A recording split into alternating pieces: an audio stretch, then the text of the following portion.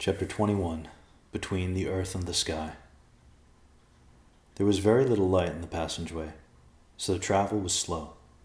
It proved especially difficult for Whiteclaw, as he had not grown comfortable with using only one eye. The small, dark space of the tunnel made his weakness glaring. Evercloud moved ahead just after his uncle bumped into the wall. "Follow my lead, Uncle," Evercloud said. Evercloud acted as a guide for Whiteclaw as they continued down the passageway. "Thank you, Evercloud," Whiteclaw said. "I guess I haven't gotten my bearings back just yet." "Don't worry, Uncle," Evercloud said. "You will. The darkness makes it difficult for everyone. You're doing as well as any of us." "I've always admired your optimism," Whiteclaw said to the young man. "It's a good thing to have on these long journeys." "It's just who I am, I suppose," Evercloud said. "You know," the elder bear continued, "sometimes we bears don't always say what we think. Sadly, it's usually the good things left unsaid. I tell you this now because I want you to know you have succeeded, Evercloud. Whether by the standards of human or the standards of bear, you are a good person. You are just, kind, and brave, and you should be proud of that. I am proud of you. And if your father could see you now, I know he would be too. I just wanted you to know." "Thank you, Uncle," Evercloud said. The group walked for a long time. More than once they questioned if they might have missed a fork in the tunnel. Yet every time the question was raised, they reached the same conclusion. It didn't matter. They couldn't identify multiple paths in the darkness, so it was best to keep moving. The travelers walked and walked without knowing how long they had been in the passageway, or what time of day it was. All they knew was that they were tired, and they wouldn't be able to continue much longer without rest. Finally, Ben called for a halt. "We need to rest," he said. "We have no idea how much further this tunnel goes. We should sleep." There was no argument. They were all exhausted, and as they prepared to bed down, Evercloud remembered something he had been meaning to tell the bears. He figured a little levity would be welcome. "Uncle," he said, "do you remember when you told me to use a human name while in the village?" "Yes," Whiteclaw said. "Well, the name I chose was John Ball." The bears laughed heartily, and the sound echoed down the passageway. "I don't understand," Thomas whispered to Ben. "The Balls are a very nice family." "I assume, Thomas," Ben said, "there are some things we are better off not knowing. Have a good rest." Once the laughter died down, they all fell happily asleep. No light came to wake the weary travelers, but Riverpaw was first to rise. He had no idea what time it was or how long he had been asleep. 1 hour? Possibly 10? His body was sore, but he felt ready to continue, so he called to the others. "Breakfast time," the bear said. "Get up and get your food." The rest of the party opened their eyes lazily. Thomas was the first to lift his head. "I'm starving," he said. "What's for breakfast?" "Nothing," Riverpaw chuckled. "I just knew that would get you up." "That's a lousy joke," Thomas whined. He rubbed his belly and pouted in the darkness, not understanding why all of the jokes seemed to be at his expense. They each took stale bread from the packs and munched on it, washing it down with water from the skins. "Ugh," Ben complained. "I think the Padre's delicious food and drink may have spoiled us." After they choked down the bread, they wasted no time in continuing their march. "Pray for light, everyone," Ben called. "Pray it doesn't blind us when we finally see it again," Thomas muttered.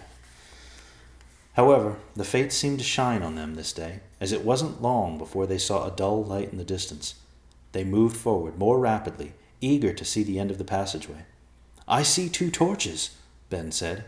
"It looks as if they're in front of a door. We're almost there." Able to see more with every step, the travelers rushed on in excitement. But as they reached the torches, their shoulders and spirits fell once again. "Some great sign these torches turned out to be," Riverpaw grumbled. There was no door lit by the torches after all. It was merely a change in direction, as a flight of stairs stretched upward as far as they can see. "Do you think we've reached the mountains?" Evercloud asked. "Only one way to find out," Ben said, and the group began climbing the stairs. Having the torches gave them hope, and they were close to finding an end, and morale rose a little higher. Thomas figured he'd break the monotonous silence with a song. "Oh, there once was a girl who enchanted my world, and her eyes were as bright as the sea. If I could have, I swear, I'd have married her there, but her waves, they weren't crashing on me." Ben joined in for the chorus. "Oh, Delilah, Delilah, what can I do? I'm lost in the ocean alone, and I pray for the waves that one of these days will deliver me onto your shore." "Wanna dance?" Riverpaw asked as he turned to Evercloud. "Between their depressing songs and your bad jokes," Evercloud said, "I think I would have been better staying at the cave with Yolana." "Why did I say that?" he thought, and his face turned red. The brothers stopped singing, and Evercloud hoped it didn't have to do with what he had said. He turned and found Riverpaw laughing quietly. "Stop laughing at me," Evercloud whispered, and hit Riverpaw on the shoulder. "Then stop making a fool of yourself," Riverpaw replied. Evercloud frowned and looked up the seemingly endless staircase. Hours passed, and still the travelers climbed. Short breaks were necessary and frequent, as the ascent proved to be arduous. The bears and Evercloud did far better than the brothers, having lived with inclines on the mountain. But no one found the stairs to be pleasant. "We have to be close," Ben said, and breathed heavily. "The desert is not this large. Even through the sand we should have been well into the White Mountains hours ago." "I think I can see the end of the stairs," Thomas said, as if on cue. And indeed he did. The party pushed forward and soon reached the top of the staircase. Once they had, they leaned on the walls and smiled at one another. They now stared at red double doors, both tall and wide. After a momentary rest, Ben walked forward and knocked. The doors slowly opened inward, and the orange light of the evening sun spilled across their faces. It seemed as though it was the brightest light they had ever seen. With aching muscles, they moved beyond the doors and into a large room with a table at its center.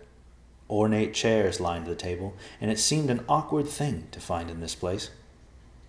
As their eyes adjusted to the light, they noticed the room was open to the sky at one end.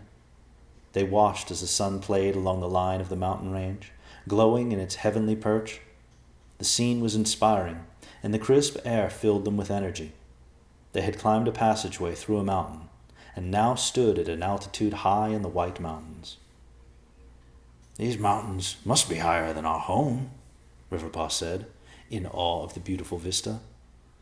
"I believe they are," White Cloud replied. He turned away from the orange glow of the sun to gaze at the rest of the room. It was long, with little decoration save for the table and chairs, yet at the far end was the statue of a man. White Claw walked toward it, and the others followed. It wasn't especially large for a statue, no bigger than a normal-sized man, and was cast in polished metal. The travelers looked around it and hoped to find a clue as to what they should do next. "What now?" Riverpaw asked rhetorically. Suddenly, the eyes of the statue glowed red, and a voice emanated from its metal frame. "Who has passed the test?" the statue asked. The group looked at Evercloud, and he stepped forward cautiously. "I did," he said. The statue whirred, and the light in the eyes changed to a deep blue. Then a small click was heard, and the voice returned. "Take the parchment and candle," the statue said. "Good luck to you." A small compartment in the statue's torso slowly swung open, and Evercloud looked inside to find a small piece of parchment and a candle. He took the items out and turned them over in his hands. The candle was plain enough, yellow, roughly the length of his hand, and not 2 fingers thick. The parchment was weathered and folded. Evercloud unfolded it, and saw it contained a message written in ink. He read it aloud. Whoever has passed the test must be brave and strong and true, to travel down to Oldham's bog and retrieve these items too. An apple from the tree of death, none ever seen so red, to poison both the guardians and free the wind again. Next the hammer she hath made from oak and steel and bone, nestled tightly underneath the witch's cursed throne. Use the candle for passage quick to the bog and back. 2 may go and 2 may come, but must stay in contact. The world is old and full of lies, but also full of truth. And here between the earth and sky, the questions fall to you. So we have to travel to a bog? Thomas asked. We don't have to do anything, Whiteclaw said. Evercloud passed the test. It is he who must travel to Oldham's bog. Well, it sounds like I can take someone with me, Evercloud said. The parchment says the candle can take 2 there and bring 2 back. Evercloud looked at everyone. So who should I take? That's your decision, Whiteclaw answered. We can't choose for you. As Evercloud pondered his decision, Riverpaw stepped forward. I don't care if it is your decision, he said to Evercloud. If you think you're going to leave me here with that creepy statue while you're off having all the fun, then you've lost your mind. Well, since you asked so nicely, Evercloud said, and smiled at his cousin. So what are we supposed to do? Thomas asked. He walked over to the table and sat down to pout. But as soon as he did, food and drink appeared out of thin air. Thomas's eyes widened at the sumptuous feast before him. We eat, Ben said, his mouth already watering. Evercloud filled his pack with food and then looked at the candle. I guess this must work once it's lit, he said. That would be my guess, Whiteclaw said. But the parchment seems to suggest you and Riverpaw have to remain in physical contact while it works. Fair enough, Evercloud said, and hoisted himself onto Riverpaw's back. Make sure you 2 return safely, Whiteclaw said. Even if you haven't completed the task, we can always try it again. Do not be foolish with your decisions. Riverpaw and Evercloud nodded. Here, Thomas said, handing a lit match to Evercloud. I took it from the Padre's place. Evercloud took the match in one hand and held the candle in his other. You ready for this? He asked Riverpaw. I've been waiting my whole life for something like this, Riverpaw replied with a grin. Evercloud lit the candle, and with a flash, they were gone.